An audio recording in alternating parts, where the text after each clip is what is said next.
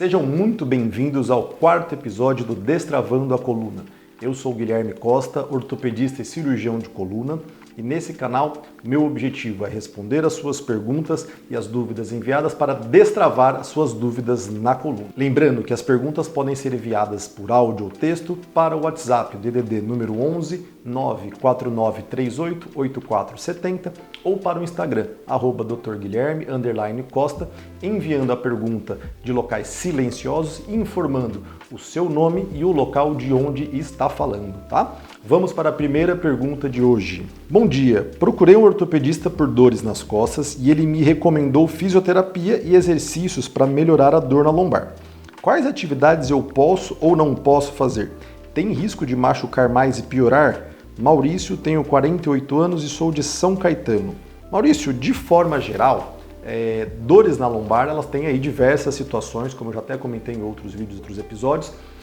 O mais importante, de fato, é a gente fazer o diagnóstico correto de quais são as alterações que nós identificaremos nos seus exames, tá?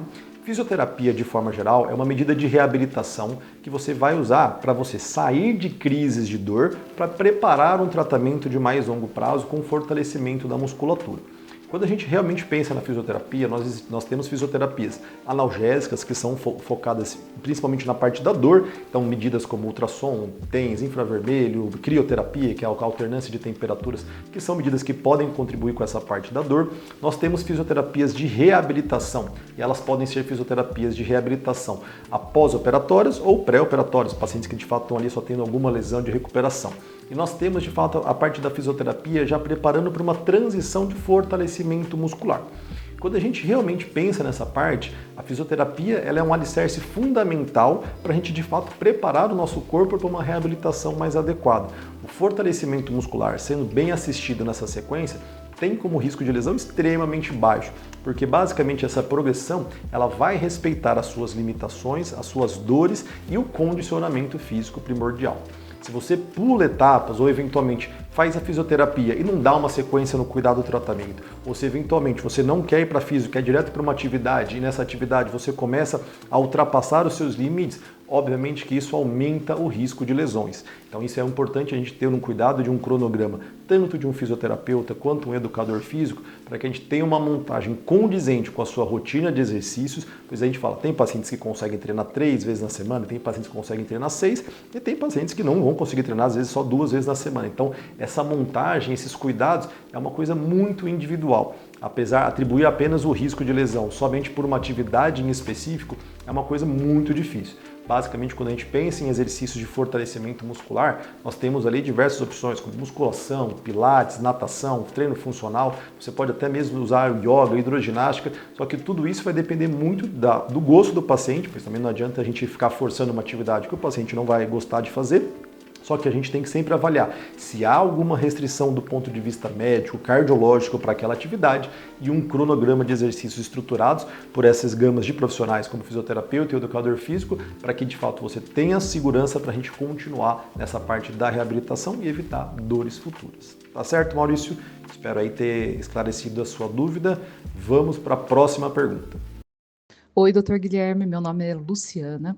Eu tenho uma hérnia de disco cervical e tenho umas crises assim, a cada 3 meses, mais ou menos. Eu nunca fiz exame, na verdade, então eu queria saber quais os sintomas mais comuns, se eu devo procurar um médico ou não. Luciana, basicamente quando a gente pensa em hérnias de disco na coluna cervical, o primeiro ponto que eu sempre falo que é o mais importante, eu sempre busco explicar isso para os meus pacientes, demonstrando as imagens dos exames, é saber qual é o tamanho e qual a localização das hérnias de disco, tá? Hérnias de disco, elas podem ter um tamanho pequeno, e o exemplo que eu dou imagina que você pega ali uma pequena pedrinha de construções ali de rua e você coloca dentro do sapato. Muitas vezes você não vai nem saber que essa pedra está lá dentro porque ela realmente é muito pequena. Então, hérnias de disco não importa unicamente, isoladamente, a presença da hérnia, mas sim qual é o tamanho. Então, outro ponto também, que dentro do canal da coluna nós temos regiões diferentes. Nós temos a parte central por onde desce a medula, e nós temos a parte do que nós chamamos de forame, que é por onde o nervo sai para inervar a musculatura. Quando o nervo passa pelo forame, o forame é uma região mais estreitada de fato. Então a gente está passando ali numa situação onde uma alteração pequena que estivesse no centro do canal e poderia ser assintomático, se essa mesma alteração tivesse localizada nessa saída dos nervos, isso de fato poderia provocar muito mais dor, porque o espaço para o nervo passar naquela região é menor. Então vamos pensar que de fato você tem ali ou uma alteração mais volumosa comprimindo a medula ou uma alteração estreitando o espaço por onde passam os nervos. Basicamente a gente pensa nesse tipo de situação com características de sintoma. Primeiramente, o paciente vai sentir dor, e aí uma dor que pode acometer a região da cervical, tanto na parte de trás, pegando a base da cabeça, a parte do trapézio, ou irradiando para a parte dos braços, para a região entre a escápula. A segunda alteração que pode acontecer é, além da dor, a gente ter ali alguma alteração da parte sensitiva dos nervos. Então nós podemos ter situações como formigamento, dormência, queimação, choque, pontada, que são alterações sensitivas que muitas vezes o paciente descreve não como uma dor, mas com alguma alteração diferente dessa percepção de sensibilidade. E a situação mais complexa, de maior gravidade, é quando além dessas outras situações, nós temos também situações de perda de força. Então são fraquezas para eventualmente um aperto de mão, para abrir alguma garrafa, para segurar um objeto mais pesado. Normalmente quando esse tipo de situação acontece, denota uma gravidade maior do caso. Então é fundamental, se você tem algum desses sintomas, realizar uma investigação adequada e aí a partir do momento que você investiga e você define um diagnóstico, identifica um problema, aí sim você pode iniciar um tratamento mais específico. Lembrando que essas situações de dor, de formigamento, de alterações sensitivas ou de perda de força, muitas vezes elas podem estar causadas por duas situações diferentes, que são alterações inflamatórias ou alterações mecânicas. E isso, obviamente, vai ter ali um tratamento diferente nesse sentido, tá? Então, espero aí ter ajudado nessa solução da sua dúvida, tá bom? Vamos para a próxima pergunta. Bom dia, doutor. Meu pai foi diagnosticado com uma hérnia de disco na coluna cervical, comprimindo os nervos e foi indicada uma cirurgia para descompressão medular. Quais são os riscos mais comuns e perigosos dessa cirurgia? Douglas Costas, de Araxá, Minas Gerais. Bom, vamos lá, Douglas. É bem parecido ali com uma pergunta anterior nessa questão dos sintomas, mas a princípio já parece que seu pai já está aí numa situação um pouco mais avançada, com o diagnóstico já mais bem definido.